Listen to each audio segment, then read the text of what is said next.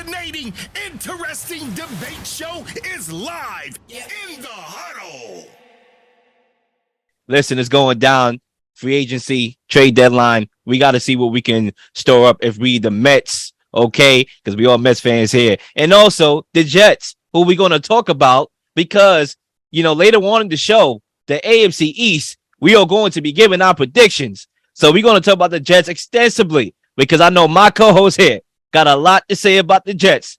And guess what? With all due respect, that's coming next. We're going to kick it off right here with the breaking news, the news that we all been waiting for. I know I have. I've been following this case for a hot minute, okay, trying to find any ounce of clarity. And guess what? We got the clarity today as the Cleveland Browns quarterback Deshaun Watson is suspended 6 games for violating the NFL's personal conduct policy.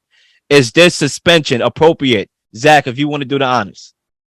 Yeah, Will. So I totally understand that when it comes to Deshaun Watson, 2 grand juries had the opportunity to indict him, and they obviously didn't. And you look at Sue Robinson coming to her decision. She's an independent judge in 2020 when the NFL and the Players Association agreed to a new CBA. Part of that was bringing in an independent judge to make and come down on big decisions like this because the NFL the Players Association didn't feel like it was right that Roger Goodell was the judge, the jury, and the executioner. And I do think that when this was put into the CBA, most people expected that, okay, in most situations, like Sue Robinson, whoever the independent arbitrator is, she's going to make the decision, and that's it. That's going to be final. But I do think this is such an opportunity for the NFL, just looking at everything that's happened. And for those of you guys who don't know, even though Sue Robinson made the decision, okay, it's going to be 6 games, the NFL and the NFL's Players Association, by the way, they now have the opportunity to appeal the suspension. And if they do, ultimately, Roger Goodell is going to be the one that makes the final call. But I look at this Deshaun Watson situation, right? He is going to be suspended for 6 games. That's 1.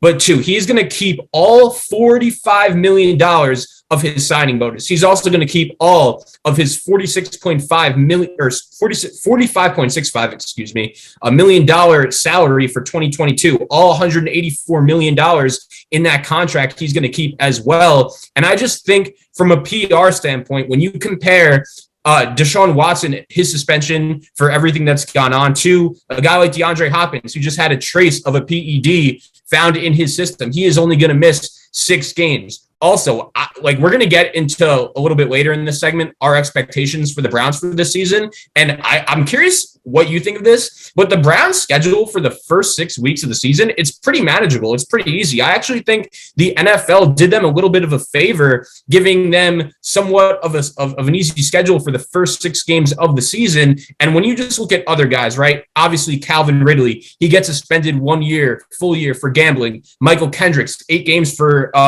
insider training. Myles Garrett, 6 games for an on-field fight, altercation with Mason Rudolph. And even in baseball, Trevor Bauer, he gets 2 years and loses $60 million for non-criminal sexual assault allegations. And I do think that Roger Goodell, looking at it from his shoes, he's going to look at Deshaun Watson and everything that's gone on, comparing it to some of the other things and the other suspensions. And I just think if Deshaun Watson, 6 games, it's a little light. I'm not going to lie. And if he only misses 6 games, I don't think it's a great look for the NFL. We've seen plenty of public reaction around this suspension, and it hasn't been great. I fall in that camp as well. The NFL, we know, wanted it to be about a year. I don't know if it's going to end up being that much, but I do think Roger Goodell is going to ultimately bump the suspension by at least 4 or 5 games, maybe more. I just don't think it would be a really good look at all for the NFL if it's only 6 games. And it's crazy, Will, because Deshaun Watson and his side, even though they settled 20 of the allegations, even though they said, okay, we're good with 6 games, we're not going to appeal it, they apparently deep down believe that Deshaun Watson, it should be 0 games. They feel like 6 games is too much, even though they're not appealing it, which I don't really get. If you really felt like Deshaun Watson should not have been suspended at all, why did you settle 20 of these cases? Why are you agreeing to a 6-game suspension? I don't get it, but I think Goodell, he has a lot of power right now when it comes to this. And it's interesting because with this being the first ruling, is he going to be the guy that goes against an independent arbitrator for the first time, knowing the only reason why this clause was put into the PA into the CBA in the first place was so he didn't have all the powers. So I'm interested to see what happens. But at the same time, though, one last thought, I'm just happy at least we have a little bit of clarity, and we just can't keep just having these suspenseful thoughts about the amount and how long the suspension would last, because it's, as you said, it's been a long time since we've been tracking all this. Yeah, I mean, look, a lot of dialogue there, and I understand it, because this is a very interesting topic that requires and deserves a lot of dialogue. So, as I could do the honors here to pick up where you left off, I think where you left off, you actually answered your own question when you said, why did the NFLPA, if they believe in Watson's innocence, wanted him to be exonerated, completely, why did they accept the 6 game suspension without appealing? Or, obviously they could change their mind, they can still appeal, but we all do assume, because they said so, that they are not going to appeal that 6 game suspension. Why they don't do it is because, like you said, they agreed to this in the CBA to have an independent arbitrator, and you respect that. You respect the decision, because that's what you and the NFL decided to come up with, that she was going to be the primary disciplinarian. And obviously, if there were to be a situation where both sides didn't agree with it, then I guess you would go ahead and appeal it. But I think they respect it, and they knew that all along that they were going to win. You see, to answer the question here, is the suspension appropriate? I would say it's hard for me to say it's appropriate or not, because when you look at the dynamics of everything, the NFL had about 25, accusers to choose from, against Deshaun Watson to bring to the judge. They got their choice. All 24, figure out what's the best stories to bring to the arbitrator and the judge. You had all that ammo, and you're a lawyer. Boom. And you had the choice to take on the NFL side. When you hear this case about Deshaun Watson, or you had the opportunity to take Deshaun Watson's side, you will probably say to yourself, man, I have an easier chance to make myself look good by taking Watson's side, or not Watson, the NFL side, because they got 24 accusers on this guy. How do you lose? How do you fumble? And it goes back to the point that I'm about to make. The NFL is a joke when it comes to these issues, and that's why we are here. So I know a lot of people is in their feelings and things of that nature. I get it. This is not a situation about right or wrong. It's about what you can prove in the court of law. That's how the court of law always has been. It's not about right or wrong. I see so many wrongs, act like they got right, but it was wrongs. It's about the evidence that you can prove to the judge. And the NFLPA, let's keep it a buck, they kicked the NFL's ass, because leading up to this decision, we have got reports about this, about how the NFLPA was looking good and how the NFL was stumbling and fumbling, and you can see it unravel to the point where the NFLPA was like, I ain't even going to appeal nothing. You know what I'm saying? They was cool. They already knew they was going to win, in the sense that it was going to be on the lighter side, and sure enough, it was. And that's the confidence they got, because they knew they had bought their ammunition. And I don't see how the NFL lose this. When you go to the NFL, right? And you think about all the situations, that happened in the NFL. Ben Roethlisberger, 6 games, was cut down to 4. You talk about Ray Rice, 2 games initially before, obviously, the videotape come out. Ezekiel Elliott, 6 games for violence against women on 3 separate occasions. Greg Hardy was actually convicted in his case and had his suspension reduced from 10 to 4 games. Colin Kaepernick blackballed for taking a knee, which doesn't hurt anybody, right? So when you look at the NFL's history, and you look at D-Hop, 6 games for weed, 6 games for PEDs, Martavius Bryant for weed, got a indefinite suspension. Josh Gordon, had 20 plus games of worth of suspensions. That doesn't add, or it's not in the same vicinity, or should be in the same vicinity as Ezekiel Elliott, as Big Ben, or even more than Big Ben and Zeke. So clearly the NFL has dropped the ball and continuing to drop the ball. And that's why, if you're the judge, you only have to go based on the evidence presented. And you look at the history on how other guys was dealt with the same situation, and you say to yourself, what makes sense? And ultimately, for her, it was suspending Deshaun Watson for 6 games. Yeah, and I understand for a bunch of those cases that you just mentioned, in a lot of those instances, there was clear evidence where it was like, okay, this guy did something wrong. And when you're comparing the numbers, like Ezekiel Elliott only had one accuser and he's going to get the same penalty as a guy that has 30 accusers. And I understand that. And in the court of law, that's totally fair. But the NFL doesn't have to go by the court of law. Roger Goodell could make whatever decision he thinks is best for the league. So I respect and I understand that there wasn't firm criminal evidence against Deshaun Watson suggesting that something happened. But at the same time, you look at everything that has gone on from Deshaun Watson basically asking out of Houston once all this stuff came out to the Cleveland Browns giving him the most guaranteed money we've ever seen. And I just feel like the NFL has played by the rules. They've respected the CBA, but the penalty, it just doesn't seem big enough. And I understand that technically it's apples and oranges. And when you're comparing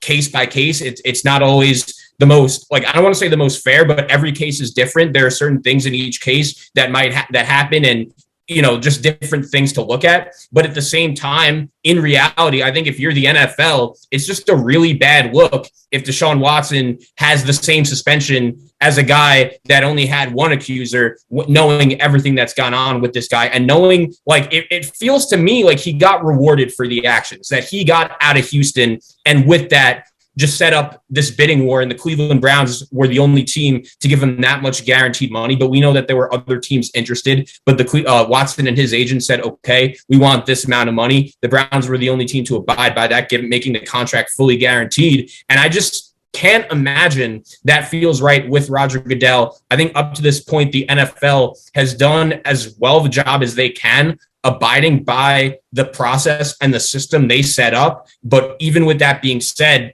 it just doesn't feel right. And it's pretty ridiculous to me, just from an outsider's perspective, not knowing, we know evidence and everything, but knowing that Deshaun Watson communicated with 60 plus massage therapists in the last year plus, and only getting a 6-game suspension, it just seems a little bit light to me. And I think now, compared to years past, the NFL is a bit more cautious of their image, knowing that Ray Rice only got 2 games. I still think that's one of the biggest stains on Roger Goodell's resume. And this really feels like an opportunity for him to correct that, even though it would be a somewhat controversial decision going against the process he just set up. I mean, look, I think what doesn't sit well with Roger Goodell, and it rhymes, what doesn't sit well with Roger Goodell is the fact that it's the perception. I don't think it's anything morally. Okay, when you suspend somebody 2 games for boxing out his wife, there's nothing moral about that. You don't got to see the film. Okay, to realize, how harsh of a punishment should be required because of that. So it's nothing about morale. It's about public image. And cool, I get it. It's a business. You're the NFL. You're, this big, gigantic $billion corporation. So of course you're going to worry about your image and all that. So, potentially we could see that appeal process, take forth, in a couple of days. But I would say this too about, this whole situation about this not sitting well with a lot of people, which, for all intents and purposes, of course, it's not going to sit well with a lot of people. Right. But, as you see with the court of law, like I said in my first lap, you present a good case, you will get off. I'm pretty sure we all know O.J. Simpson did it. Okay. He did it. He done it. Okay. That's not even a word. He done it, but he got off. And that didn't sit well with a lot of people either. And the guy was out here playing poker out in freaking Las Vegas. Okay, they had to catch him on another charge. So, stuff like this happens all the time. The NFL had its opportunities. Like I said, you have 24 people to go to literally get the best 4 or 5 cases that you can possibly get. You don't fumble that. There's no way in the world you don't fumble that. You have to be stupid, honestly. And based on the track record of the NFL, I'm sorry to say, but they stupid in that retrospect. Trust me. The NFL knows how to put a great product out. That's why they kingpin, because of the product, and they was able to survive some of these, tinted, images of these suspensions that they had, and that's cool and all. But I think if you're the NFL and you're Roger Goodell, if you were to, appeal this and, beef up the suspension a little bit more, I'm pretty sure the NFLPA would probably take it to federal court, because they bust your behinds now. What makes you think they ain't gonna bust your behinds in federal court, bruh? At this point, you had a female judge, Sue Robinson, a female.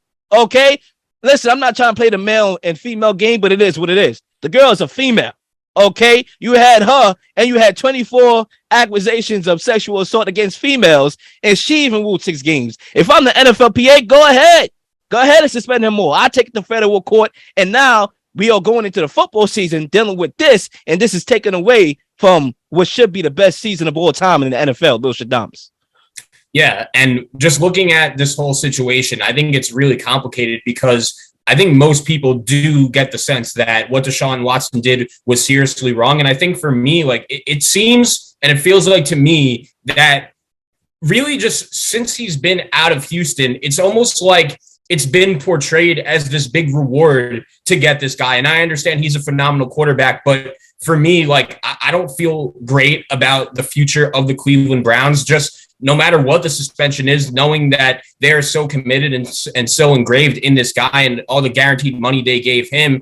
And I just think when something like this happens, it's a situation, and we've been discussing it a lot on the show, that I would have just stayed away from. There were plenty of teams that had the opportunity to do it, even the Panthers and the Saints, teams like that, the Falcons that were interested, but the price just got so high. I understand you wanted to bring in the guy to win as many football games as possible, but for me, the money and all the guaranteed money that went along in that contract, it's just it's a circus, and it's a lot of pressure on the Cleveland Browns and how they've handled it, and they've gone all in, with the guy since they've made the trade, and it's definitely going to be one of the top storylines going into the season. And if week 7 Deshaun Watson is out there, the Browns are going to be playing the Ravens, I believe, with the game against Miami coming up after that.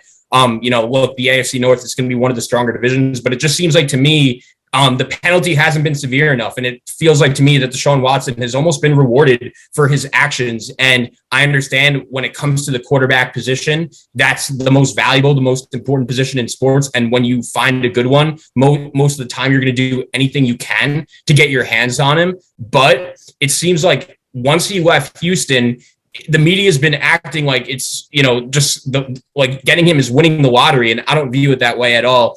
There are plenty of risks and plenty of concerns I have for Cleveland in their future. And I'm happy to get into right now. What's next for the Browns after the ruling? Yeah, to add on to that and to kind of merge the question with what you just said, what's next, for Cleveland is that, you firing Jacoby Brissett, I would assume. I don't think you make a trade for Jimmy G, with 6 games right now, presently constructed. If Roger Goodell, up into suspension, then you will have to highly consider it.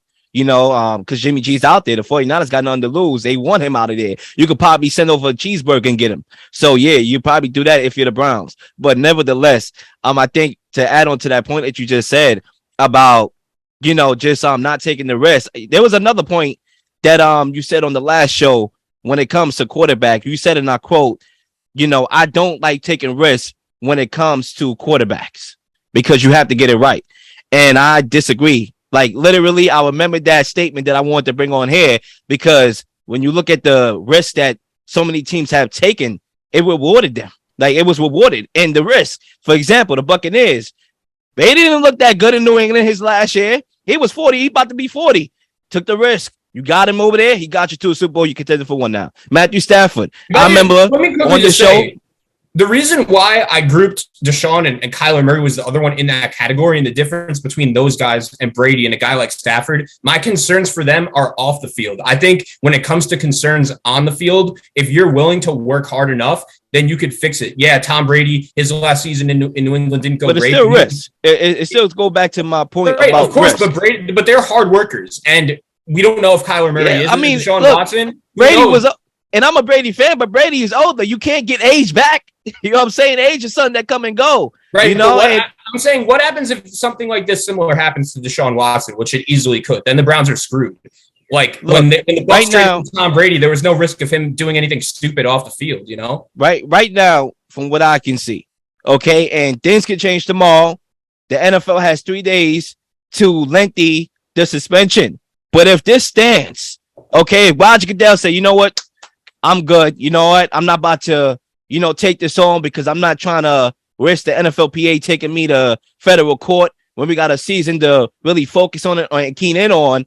Then if you're the Browns, you don't look stupid because number one, you got yourself a top 5 quarterback and he's only suspended for 6 games. Jacoby Brissett is playing in the easiest part of your schedule. You have the easiest schedule in the first 6 games in the NFL. You could potentially still be there.